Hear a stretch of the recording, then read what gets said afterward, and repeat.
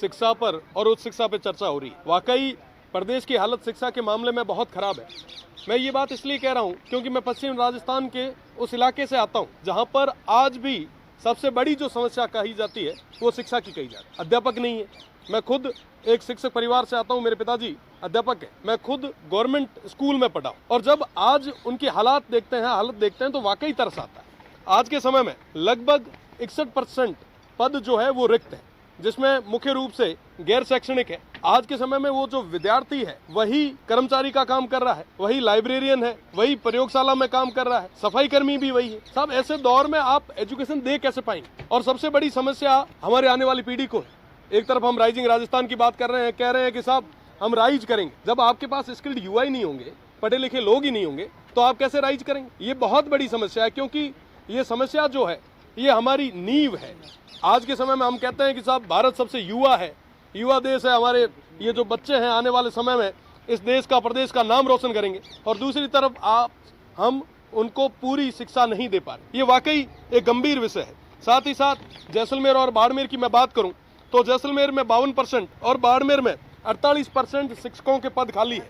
इसी दौर में मैं विधानसभा क्षेत्र शिव से आता हूँ जहाँ पर शिक्षकों की बहुत बड़ी कमी है। नोडियाड़ा, मुड़ाबाव, ये तमाम जो उच्च शिक्षा की और 12वीं स्कूल से ऐसी है जहाँ पे एक एक अध्यापक लगा है। आप विचार करें कि एक अध्यापक के भरोसे किस तरीके से स्कूल चलेगी और वहाँ पे पढ़ने वाले बच्चों का भविष्य कैसा होगा। साथ ही साथ पिछले राज्य में जो स्कूलें कर्मोन्नत हुई उनके अंदर आज भी नए पद सर्जित नहीं किए गए। मैं बात करना चाहूंगा, मैं एक वार्षिक उत्सव कार्यक्रम में गया था। रत्ते कुमार की ढाणी करके हमारा एक विलेज है, एक गांव है। वहां पे एक बच्ची ने कहा कि साहब हमारे यहाँ शिक्षक नहीं है, हमारे यहाँ नए पद सर्जित नहीं हुए। आप विडंबना देखिए कि 12वीं तक स्कूल है, वहाँ पे 6 अध्यापक है।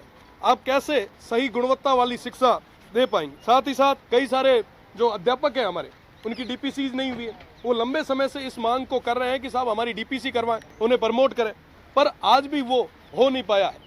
साथ ही साथ मैं अगर हायर एजुकेशन की बात करूं, हायर एजुकेशन की मैं बात इसलिए विशेषकर करूंगा क्योंकि मैं छात्र संघ अध्यक्ष रहा हूं। वहां के युवाओं की, वहां के विद्यार्थियों की पीड़ा को नजदीक से देखा है। आज पूरे राजस्थान में एक भी ऐसी कॉलेज नहीं है, एक भी ऐसी यूनिवर्सिटी नहीं है जहाँ पे प्रॉपर तरीके से क्लासेज लग रही, ना कहीं पूरे तरीके से फैकल्टी है। और जो रिटायर्ड हो गए लोग उनको पेंशन भी नहीं मिल रही। मैं पेंशन की बात इसलिए कर रहा हूँ क्योंकि पिछले राज्य में मैं लगभग 25 दिन जेल में रहा था उन पेंशनर की मांग को लेकर, और आज भी वो पेंशनर उसी तरीके से धरने दे रहे हैं। साहब जो आदमी पूरा जीवन दे देता है किसी के लिए, जब वो पीछे मुड़ के अपनी पेंशन के लिए जाता है ताकि उसका परिवार आराम से निकल पाए, जीवन यापन आराम से हो पाए, साहब उसको बदले में क्या मिलता है? धक्के मिलते हैं, पुलिस की लाठियां मिलती हैं। दीक्षांत समारोह में एक बार हम विरोध दर्ज करवाने गए, पिछले राज ने हमें कई दिन तक जेल में रखा, और उसके बाद जब आज वापस यहाँ तक आए, आज सुबह जब मेरी चर्चा चल रही थी तो उन्होंने कहा कि साहब आज भी हमें पेंशन नहीं मिल रही। ये सिर्फ एक जोधपुर विश्वविद्यालय की या पश्चिमी राजस्थान की बात नहीं है, लगभग पूरे राजस्थान भर की यूनिवर्सिटीज और कॉलेजेस की यही हाल। दूसरी तरफ हमारे जो भी युवा साथी हैं वो आज भी परेशान है।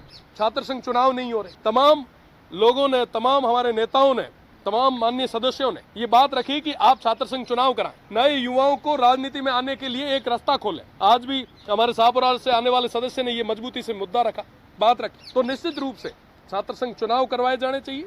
आप जब तक पूरे तरीके से शिक्षक नहीं लगाएंगे, नई भर्ती करके उनको उस पश्चिमी राजस्थान में नहीं भेजेंगे, तब तक मुझे नहीं लगता कि ये शिक्षा का जो एक स्ट्रक्चर है ये खड़ा हो पाएगा। अगर वाकई आप चाहते हैं कि हमारे आने वाली पीढ़ी मजबूत हो तो निश्चित रूप से आपको नए संसाधन भी देने होंगे, शिक्षक भी देने होंगे, और साथ ही साथ इस व्यवस्था के लिए आपको मजबूती से काम भी